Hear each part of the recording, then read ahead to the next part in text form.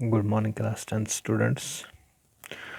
तो आज हम पढ़ने जा रहे हैं चैप्टर 3 मनी एंड क्रेडिट।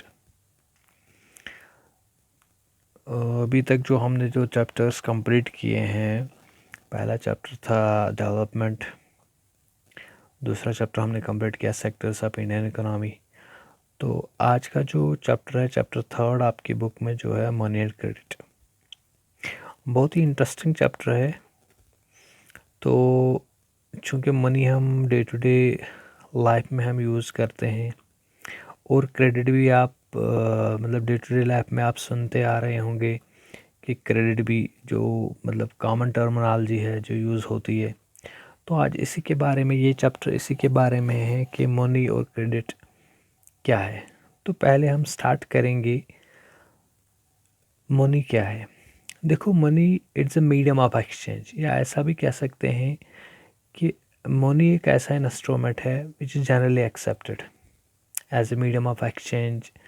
एक ऐसी चीज़ जिसको हर कोई एक्सेप्ट करता है, जिससे हम कोई चीज़ खरीद भी सकते हैं और जिसको हम मीडियम ऑफ एक्सचेंज भी कह सकते हैं। मतलब आज अगर हम देखेंगे, हम मनी से कोई भी चीज़ खरीद सकते हैं। जो हमारी डे टू डे लाइफ में कोई भी ज़रूरत है, कोई भी चीज़ हमें ज़रूरत है, तो हम मनी से खरीद सकते हैं।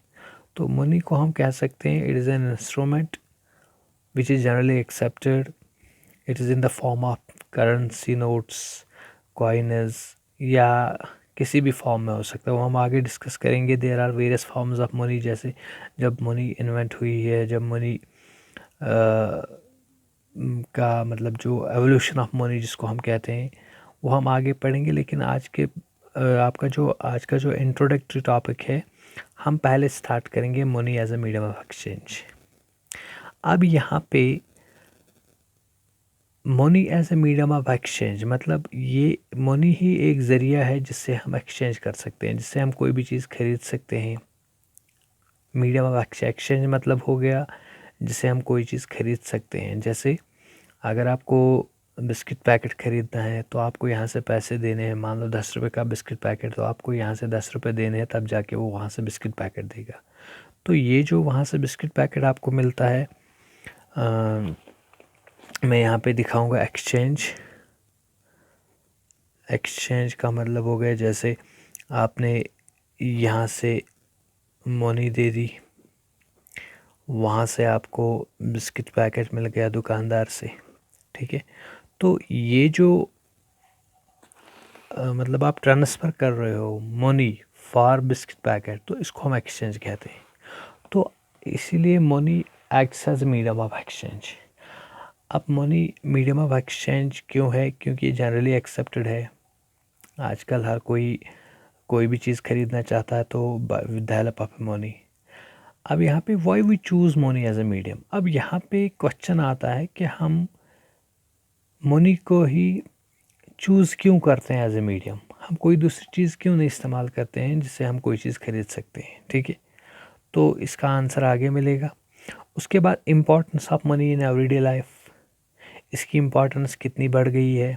देखो, पहले मतलब अगर हम बात करेंगे, मैं थोड़ा बहुत यहाँ पे आपको इंट्रोडक्शन में आपको बताऊँगा। पहले हम जो कॉइन इस्तेमाल करते थे या करेंसी नोट्स आज भी हम इस्तेमाल करते हैं, तो कॉइन इसका आप थोड़ा बहुत जो है बहुत कम, आज 5 रुपये में या 10 रुपये जो कॉइन्स मिलते हैं आपके पास, तो थोड़ा उनका जो मतलब जो सर्कुलेशन है बहुत कम हो गया है। तो आज ज़्यादातर करेंसी नोट्स बढ़ गए हैं। करेंसी नोट्स मतलब आपके पास 2000 का नोट्स है, आपके पास 500 का नोट्स है।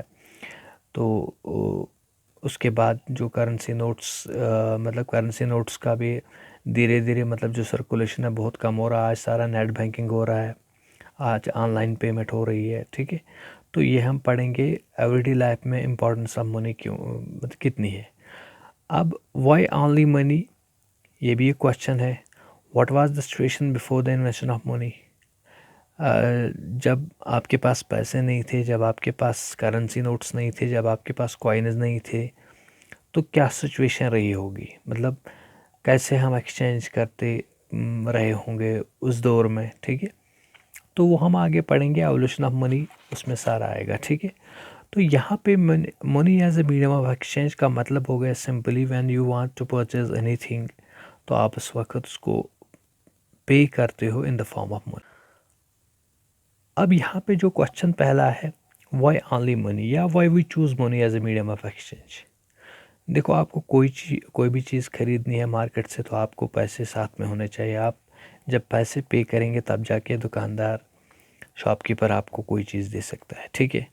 तो money as a medium of exchange हम कह सकते हैं। इसकी इम्पोर्टेंस इसलिए है क्योंकि इट इज़ ए मतलब इसको पूरे वर्ल्ड में एक्सेप्ट किया जा रहा है। It is a generally accepted instrument, चाहे मनी करेंसी हो, चाहे कॉइन हो, चाहे चेक हो या कोई भी चीज़ हो, वो हम फॉर्म्स ऑफ मनी आगे पढ़ेंगे फॉर्म्स ऑफ मनी में। जैसे आपके पास फॉर्म्स ऑफ मनी में आपके पास किस तरह की मनी है। देखो, आपके पास कॉइन भी हो सकती है, आपके पास करेंसी नोट भी हो सकता है, आपके पास चेक भी हो सकता है, आपके पास मतलब आज नेट बैंकिंग है, इंटरनेट मतलब ऑनलाइन पेमेंट होती है। तो अब यहाँ पे why we use money as a medium of exchange, why मतलब इसके अलावा और कोई चीज़ हम इस्तेमाल क्यों नहीं कर सकते हैं, ठीक है। देखो, इससे पहले before the evolution of money अगर हम बात करेंगे, जो करेंसी नोट्स आज आपके पास है, इससे पहले मतलब बहुत सारे दौर ऐसे गुजरे हैं, बहुत सारे ऐसी मतलब पीरियड्स ऐसे गुजरे हैं, जैसे गोल्ड कॉइन इस्तेमाल होते थे या रबर कॉइन इस्तेमाल होते थे। तो सबसे पहले जो चाइना में करेंसी नोट्स इन्वेंट हुए थे। तो अगर हम बात करेंगे इन्वेंशन ऑफ मनी से पहले सिचुएशन क्या थी, तो इससे पहले क्या था, एक्सचेंज होता था जिसको हम कहते थे बार्टर सिस्टम। मैं यहाँ पे आपको बताऊंगा। पहले बार्टर सिस्टम हुआ करता था, बार्टर सिस्टम। तो बार्टर सिस्टम का मतलब क्या है? देखो, बार्टर सिस्टम का मतलब हो गया जब मनी नहीं थी, जब लोगों के पास पैसा नहीं था, ना तो करेंसी नोट्स थे, ना कोई चीज़ थी, ठीक है, जिसको मतलब यूनिवर्सली एक्सेप्ट किया जाता था या पर्टिकुलर किसी एरिया में उस चीज़ को एक्सेप्ट किया जाता था। तो पहले क्या था, पहले बार्टर सिस्टम हुआ करता था। बार्टर सिस्टम में क्या होता था, कमोडिटी विथ कमोडिटी इकोनॉमी इसको कहते थे। मतलब अगर आपको कोई भी चीज़ खरीदनी है, मैं यहाँ पे आपको एग्जांपल दूंगा। जैसे अगर हम यहाँ पे मैं शो मैन्युफैक्चरर की बात करूँगा जो जूते बनाता है, उसके बाद वीट प्रोड्यूसर की बात करेंगे, ठीक है, या पोर्ट्स मैन्युफैक्चरर की बात करेंगे। ये तीन बंदे हमारे पास हैं। तो अगर शो मैन्युफैक्चरर जो जूते बनाता है, अगर इसको वीट चाहिए था before the evolution of money, मतलब करेंसी से पहले या मनी से पहले क्या हुआ करता था, जो बार्टर सिस्टम मैंने यहाँ पे कहा कि what do you mean bye barter system, इस पे क्वेश्चन आ सकता है या डिफाइन बार्टर सिस्टम आ सकता है। तो बार्टर सिस्टम का मतलब हो गया exchange of goods with goods, या इसको कमोडिटी विथ कमोडिटी इकोनॉमी कहा जाता था। जब आपके पास पैसे नहीं थे, आप किसी चीज़ के बदले दूसरी चीज़ खरीद लेते थे। There was no concept of money at the time.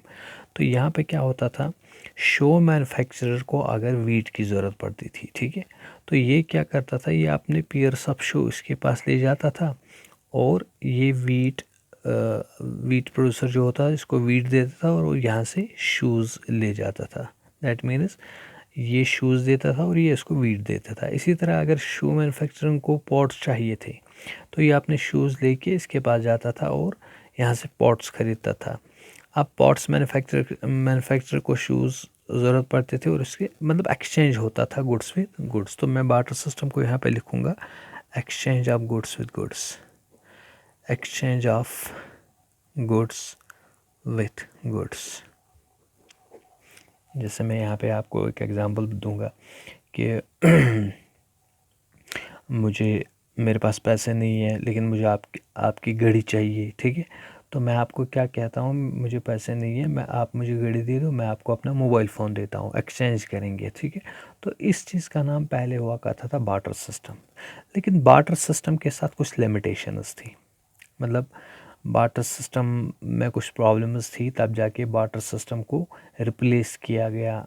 मतलब एक कॉमन मीडियम ऑफ एक्सचेंज बनाया गया कि नहीं, बार्टर सिस्टम से देखो अगर हम लिमिटेशन अब बार्टर सिस्टम की बात करेंगे, इसको रिप्लेस क्यों किया गया। पहला था lack of double coincidence of want, ये बहुत बड़ा लिमिटेशन है। डबल कोइंसिडेंस ऑफ वाट पहले हम देखेंगे, डबल कोइंसिडेंस ऑफ वाट क्या होगा। देखो डबल कोइंसिडेंस ऑफ वाट की अगर हम बात करेंगे, ठीक है, तो डबल कोइंसिडेंस ऑफ वाट मतलब हो गया both the parties, the desires of both the parties must meet. मतलब अगर मैं चाहता हूँ, देखो अगर शो मैन्युफैक्चरर शो बेचना चाहता था, उसको वीट चाहिए थे, तो वो जाएगा वीट प्रोड्यूसर के पास। लेकिन वीट, ये ज़रूरी नहीं है कि वीट प्रोड्यूसर को शूज़ ही चाहिए, वो पॉट्स, उसकी डिमांड पॉट्स भी हो सकती है, ठीक है, समझ आ रहा है। मैं कह रहा हूँ डबल कोइंसिडेंस ऑफ वाट का मतलब हो गया कि यहाँ पे डबल कोइंसिडेंस ऑफ वाट मतलब हो गया द डिज़ायर्स या needs of both the parties must meet. मतलब दोनों की डिज़ायर्स, दोनों की जो डिमांड्स है वो फुलफ़िल होनी चाहिए। ये ज़रूरी नहीं है जो मैंने आपके बताया। देखो जब वीट वाले को शू चाहिए और शू वाले को वीट चाहिए, तब जाके यहाँ पे हम कह सकते हैं, मतलब ये सेटिस्फाइड है, ये एक्सचेंज कर सकते हैं। इसको कहते हैं double coincidence of want, when needs and desires of both the parties meet at the same time. ठीक है, जब क्या होगा, जब दोनों की जो नीड है, दोनों की जो डिमांड है वो सेटिस्फाई होगी एक दूसरे के एक्सचेंज करने से, ठीक है। लेकिन ये ज़रूरी नहीं है, it is not possible every time, हर वक्त ये नहीं पॉसिबल है। देखो शू मैन्युफैक्चरर को पॉट्स चाहिए, तो वीट वाले को शू चाहिए, तो यहाँ पे प्रॉब्लम बन जाती है। तो ये शू वाला कहाँ जाएगा, पॉट्स वाले के पास, लेकिन पॉट्स वाले को वीट चाहिए, ठीक है। तो ये एक दूसरे की डिमांड सेटिस्फाई नहीं कर सकते हैं। तो इसको कहते हैं, this is the big limitation of double coincidence of want, कि lack of double coincidence of want इसमें बहुत बड़ी प्रॉब्लम थी। समझ आ रहा है। तो लिमिटेशन ऑफ बार्टर सिस्टम में सबसे बड़ा, बार्टर सिस्टम में सबसे एक बहुत बड़ा लिमिटेशन था, जिसको हम शॉर्ट कमिंग्स कहते हैं, कि lack of double coincidence of want थी इसमें, ठीक है। यानी कि वो, ये ज़रूरी नहीं था कि जो कमोडिटी विथ कमोडिटी हम एक्सचेंज करते थे, ये ज़रूरी नहीं कि both the parties satisfy their needs, ठीक है। तो इसलिए ये बार्टर सिस्टम पहला जो मतलब काज है, पहला जो कारण है जो बार्टर सिस्टम को हमने रिप्लेस किया, it is because of lack of double coincidence of want, ठीक है। तो कल क्वेश्चन पूछा जा सकता है कि what do you mean by double coincidence of want. तो डबल कोइंसिडेंस ऑफ वाट मतलब हो गया when both the parties meet their needs या their desires at the same time, ठीक है। जब दोनों एक दूसरे के साथ मिलेंगे और दोनों एक्सचेंज करेंगे गुड्स विद गुड्स, और उनकी नीड्स और डिमांड जो है वो सेटिस्फाई होगी, ठीक है। लेकिन lack of double coincidence of want मतलब हो गया, ये बार्टर सिस्टम एक बहुत बड़ी प्रॉब्लम थी कि हर वक्त दोनों की नीड्स और डिमांड सेटिस्फाई नहीं होती थी, इसलिए इनको एक दूसरे मतलब ढूंढना पड़ता था, ठीक है। दूसरा लिमिटेशन है इसमें डिफ़िकल्टी ऑफ स्टोरिंग वैल्यू, मतलब हम वैल्यू को स्टोर नहीं कर सकते थे। देखो वीट तो मान लो, ये वीट एक दिन के बाद या 2 दिन के बाद ख़त्म हो सकता था, एक ख़राब हो सकता था 1 महीने के बाद या 10 दिन के बाद। तो इसलिए इसमें शो मैन्युफैक्चरर शो का तो मतलब इसमें बहुत टाइम निकल सकता है। तो यहाँ पे वीट प्रोड्यूसर, सॉरी, जो हमने यहाँ पे डिफ़िकल्टी ऑफ स्टोरिंग वैल्यू, मतलब बार्टर सिस्टम हम वैल्यू स्टोर नहीं कर सकते थे कि भाई चलो हम वीट आज मैं आपको शू दूंगा 1 महीने के बाद, 2 महीने के बाद, तो वीट वाला कहेगा मैं भी आपको 2 महीने के बाद दूंगा, लेकिन वीट ख़राब हो सकता है तब तक, ठीक है।